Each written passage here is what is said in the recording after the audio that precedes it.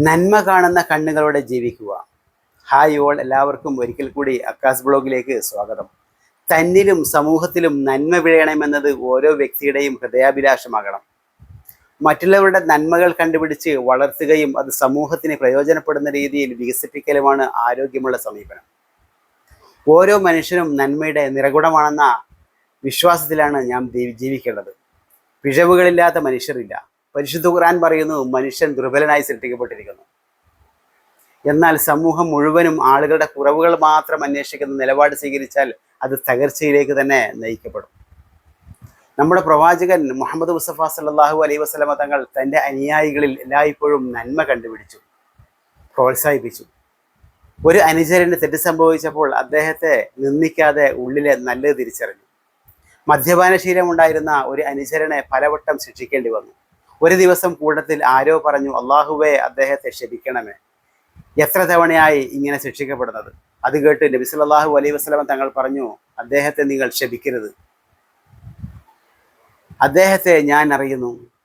അദ്ദേഹം അള്ളാഹുവിനെയും അവൻ്റെ ദൂതനെയും സ്നേഹിക്കുന്നുണ്ട്. നോക്കൂ, മദ്യപാനിയിലും നന്മ കണ്ടെത്തി പ്രവാചകൻ.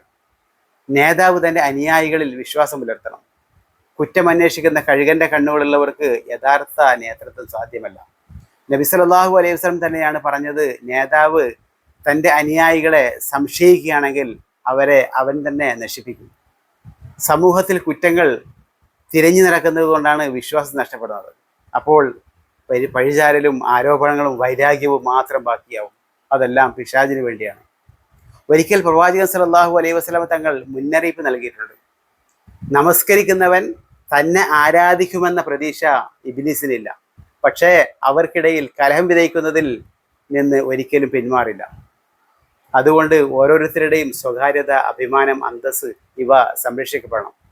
മറ്റൊരാളുടെ രഹസ്യങ്ങളിലേക്ക് ഒളിഞ്ഞു നോക്കാനും അവരെ ജനമതത്തിൽ അപമാനിക്കാനും ഇസ്ലാം അനുവദിക്കുന്നില്ല. നബി സല്ലല്ലാഹു അലൈഹി വസല്ലം തങ്ങൾ പറഞ്ഞു, മറ്റുള്ളവരുടെ കുറ്റങ്ങളും കുറവുകളും നോക്കി സമയം കളയാതെ തൻ്റെ പിഴവുകൾ കണ്ടെത്തി തിരുത്തുന്നവനാണ് ഭാഗ്യവാൻ. അതിലുപരി ഒരു വിശ്വാസിയുടെ കുറ്റം ഒരാൾ മറച്ചു വെച്ചാൽ അള്ളാഹു ഇഹലോകത്തും പരലോകത്തും അവൻ്റെ കുറ്റങ്ങളും കുറവുകളും മറച്ചു വെക്കും.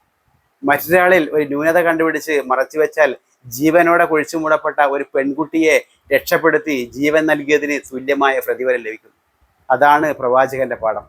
നന്മ കാണുന്ന കണ്ണുകളോടെ ജീവിക്കുക.